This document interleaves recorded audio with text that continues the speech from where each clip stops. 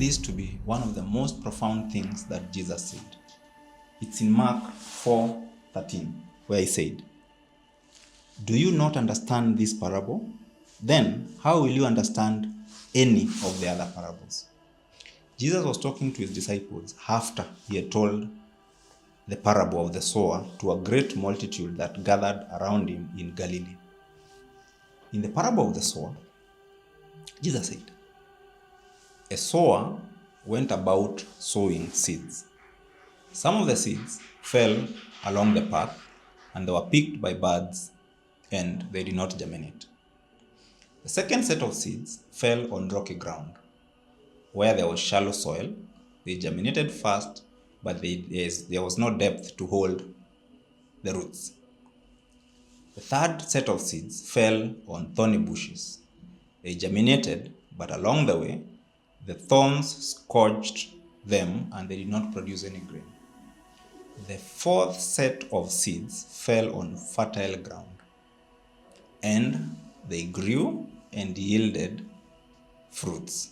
And he says that some yielded 30-fold, some 60-fold, others 100-fold of harvest. Now, question one would ask is, why did Jesus tell his disciples that if they didn't understand this specific parable, they will not understand the others? The significance of that is huge, especially for us living in this world today. Because in whatever field that you're invested in, Jesus tells us that you are the sower. If you are a construction person like us, we are the sower in the real estate. If you are a teacher, you are a sower in education. If you are in the insurance business, that's where you sow. If you are in aviation industry, that's where you sow. So the first lesson that comes from this profound parable is that you are the sower. The second other profound message that is connected with this parable of the sower is that we pick it up from 2 Corinthians 9:10, where it said, "God gives seed to the sower." So we are the sower. The seed comes from God. Then the third profound point that comes is that the ground where the seed is planted determines the harvest that you'll get from your sowing exercise. The last point that we get from this is that the skills of the sower are indispensable in the process. It is the skills of the sower that determine where the majority of the seeds will fall. To a skilled person, most of his seeds will fall on fertile ground that went ahead to produce 30, 60, and 100-fold. But on the contrary, if you are an inexperienced sower, unfortunately for you, because God is a gracious God, He will still give you the seed, because as we learned, the seed comes from God. But your inexperience will cause a lot of your seed, some to fall on the path, some of them will disperse quickly, others will fall on thorns. Those are the people who have ideas, yet through the conversation with their friends and family, they end up being cheated out of the idea and end up not implementing. Now, this calls upon us to become skilled at the thing that we do. That is the part that we have to play. Then we leave God to play His role of providing us with the seed. And as it is said in the book of Genesis chapter 8 verse 22, where God talks after Noah came out of the ark, and He says that as long as the earth remains, the law of the seed and harvest time will always exist.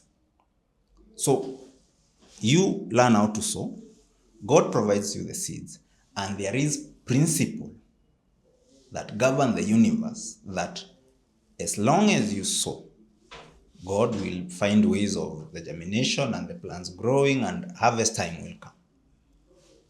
The last thing from that parable that is probably more profound than the first one comes along in Mark 4:11, where he told the disciples that to you it has been given the secrets of the knowledge of the kingdom of God. But to the others who are outside, they have to get this information in parables.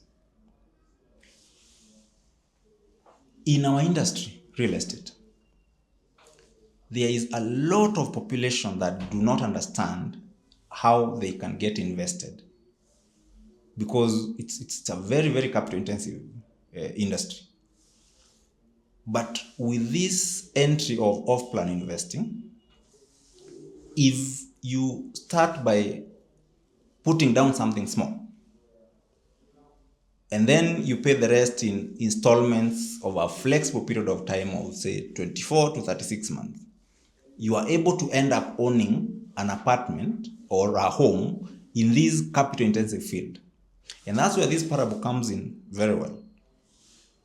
If you get enough knowledge in the industry, for example, you could attend workshops, you could attend master classes, you could attend seminars to get to learn how can I be able to be knowledgeable around this off-plan investing, to be able to take advantage of this safe investment class of property and real estate, and over time, within my cash flow, be able to own enough assets that can keep generating income for me. You need not worry about the seed, which is the deposit with a small investment. Because if you have the seed and you're not knowledgeable in the business, you are going to find developers out there who will cheat you of your money. They give a lot of promises. They have these sleek renders here and there, but they do not live to their values and deliver the thing that they promised you. So the first thing for you to be able to take advantage of this opportunity, you have to be knowledgeable.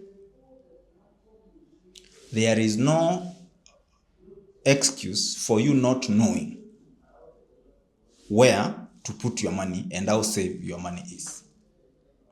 So, people of faith, the world of investment is governed by spiritual laws and principles, and real estate is no exception. In this biblical series, we'll be talking about investment wisdom that we learn from the good book that we can use to better our lives. And the more we learn about these principles, the more we see them taking effect into our lives. Because God says in Numbers 23:19 that he is not a man that he should lie. He is not a human being that he should change his mind. So the laws that he has given us, like the law in Genesis 8:22 that we read, that as long as the earth remains, the seed time and harvest will always be applicable to anything that you put your seed in. Until next time, this is Sapio Homes, and we'll join us and keep learning with us about these spiritual laws to be able to better our investments and to understand more and invest in accordance with God's will. Thank you. See you next time.